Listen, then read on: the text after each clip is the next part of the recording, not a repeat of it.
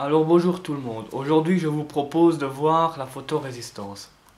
La photorésistance, comme son nom l'indique, est une résistance. Mais quel est le genre de résistance que c'est? Ça, nous allons essayer de le comprendre au travers de cette vidéo.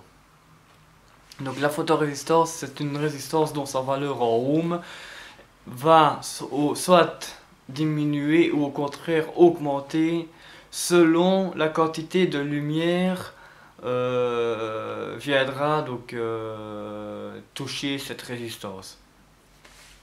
Elle est donc en fait un capteur de lumière ou d'obscurité. Donc son mode de fonctionnement, plus elle sera exposée à la lumière, moins la photorésistance s'opposera au passage du courant. Et inversement, plus la photorésistance sera exposée dans l'obscurité, et plus elle s'opposera au passage du courant, quoi. Donc on peut déduire que, en quelque sorte, c'est une résistance variable, donc pas mécaniquement genre les potentiomètres, mais variable dans le sens que c'est la quantité de lumière qui va augmenter ou diminuer sa valeur ohmique. Donc son utilisation, la photorésistance, elle, sera utilisée dans divers circuits de détection. Donc entre autres, elle sera en général utilisée dans des circuits de détection, donc genre détection de lumière ou d'obscurité, détection de passage, voilà quoi, détection de mouvement, ou enfin, dans tout circuit de détection, on retrouvera en général une photorésistance. Alors voici sa représentation schématique. Donc on peut voir que c'est une résistance, mais une résistance qui sera variable selon la quantité de lumière qui viendra frapper cette résistance, quoi. Donc voilà, tout simplement. On peut voir que c'est pas un composant polarisé, donc le courant, on peut soit la brancher dans ce sens-là, soit la brancher dans ce sens-là. Donc en fait, on va la brancher comme une résistance banale finalement, hein. C'est une résistance, hein, la photorésistance, hein. Donc voilà quoi. Donc voilà un peu pour ce qui est du symbole de la photorésistance. Tout simplement. Donc ici j'ai fait un petit exercice sur la photorésistance. Donc un premier exercice permettant de voir la photorésistance qui va permettre d'allumer une diode LED dans la clarté et de l'éteindre dans l'obscurité. Donc ici, comment est-ce que le courant va réagir? Le courant, lui, va passer à travers la résistance, photorésistance, qui va alimenter, donc selon la clarté qui aura, va venir alimenter ou non la base du transistor. Donc là, on va dire que il y a de la clarté, la base du transistor sera alimentée, et donc de là, parce que là je me suis trompé, j'avais d'abord branché le collecteur du transistor directement sur l'alimentation, mais en faisant de cette façon, la clarté de la LED, elle ne changeait pas si j'exposais ou non la photorésistance dans la clarté. Donc du coup, j'ai dû me rebrancher en sortie de photorésistance pour venir alors partir sur la jonction collecteur-émetteur du transistor. Le courant donc lui passe par la résistance de 470 ohms qui va limiter le courant donc, de la LED et ainsi repartir sur le pôle négatif de l'alimentation. Maintenant, dès qu'on n'a plus de clarté, une fois qu'on n'a plus de clarté suffisante pour venir au niveau de la photorésistance. La photorésistance, elle va s'opposer énormément au passage du courant. Donc sa valeur en ohm sera beaucoup plus importante dans l'obscurité que dans la clarté. Donc ce qui fait que dès qu'il fait noir, le courant aura plus difficile de passer ici et le courant de sortie sera mais vraiment très léger et donc insuffisant pour venir alimenter la base du transistor. Ce qui aura pour effet que le courant, donc lui, ne saura plus bien passer dans la jonction collecteur-émetteur et donc la LED aura tendance à vouloir s'éteindre.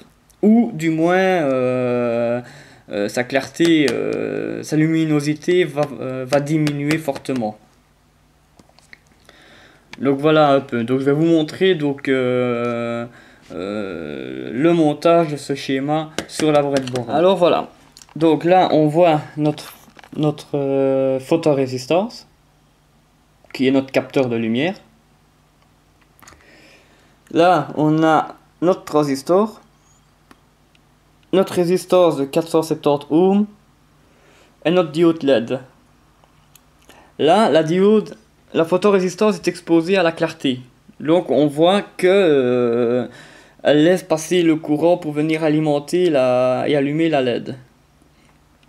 Je vais maintenant mettre la photorésistance dans l'obscurité et on va voir ce qui va se passer au niveau de la LED.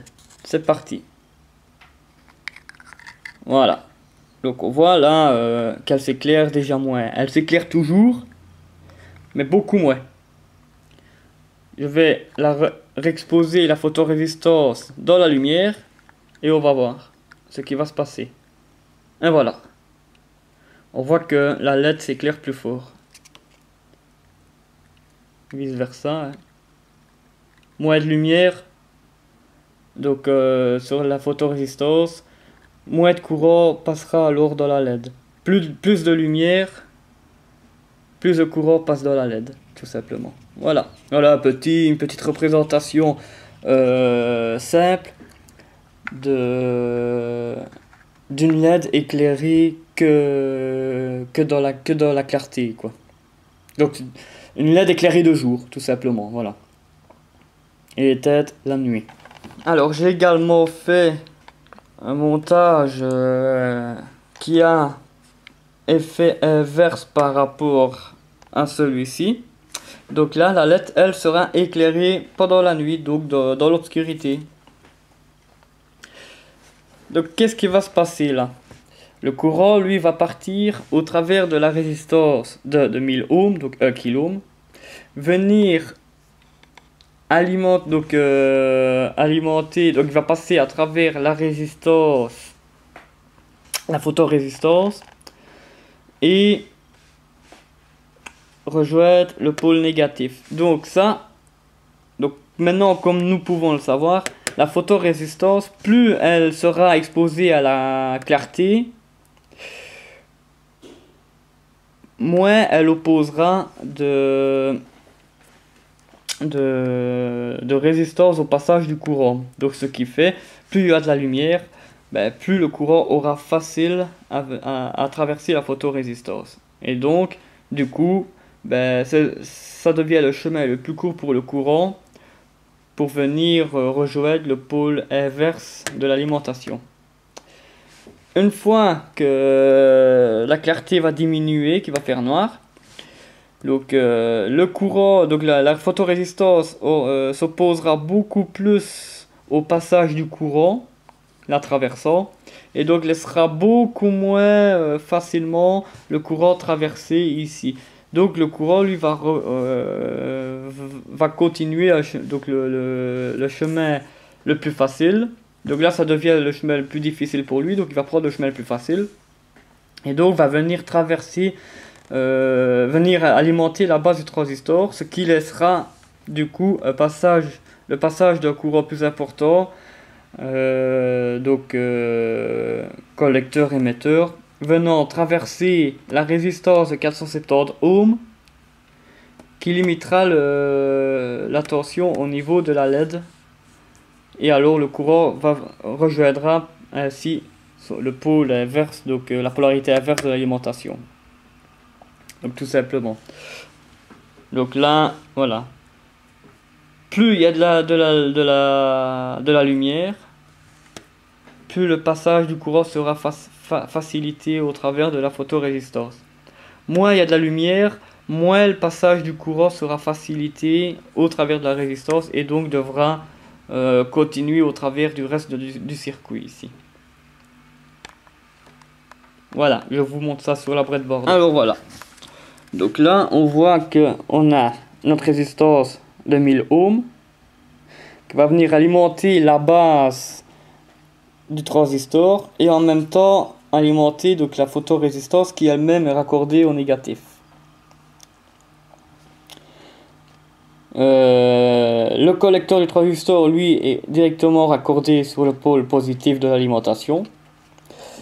Et de l'émetteur, on va repartir alors sur la résistance de 470 ohms qui va limiter le passage, donc limiter la tension aux bornes de la diode LED qui elle-même est raccordée au pôle négatif de l'alimentation. Donc voilà. Ici, donc l'alimentation est branchée, hein, donc on peut voir c'est allumé. Je vais venir obstruer la lumière au niveau de la... Enfin, diminuer la clarté au niveau de la photorésistance. Et qu'est-ce qu'on va voir? Voilà, on voit que la LED, elle s'allume. Je remets de la lumière sur la photorésistance, ça s'éteint. Et ainsi. Donc voilà quoi, tout simplement. Là, je fais de l'ombre sur la photorésistance. Et là, je relaisse passer la clarté. Voilà, on voit que la LED s'éteint de jour et s'allume de nuit. Voilà.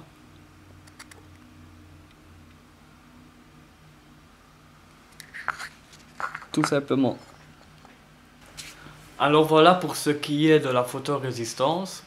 Donc comme on a pu voir au travers des deux montages tout simples que j'ai réalisés, c'est que la photorésistance sert, elle, de détecteur de lumière ou d'obscurité. Et donc, du coup, en même temps, un détecteur de mouvement ou de passage de personne par rapport à l'ombre qui va passer ou non devant ce composant qui est la photorésistance. Donc, j'espère que ça vous a plu, j'espère que ça va vous aider à comprendre un peu le fonctionnement et le principe de ce composant. Et donc, ça sera la prochaine fois sur Proton Électronique. Voilà, bye!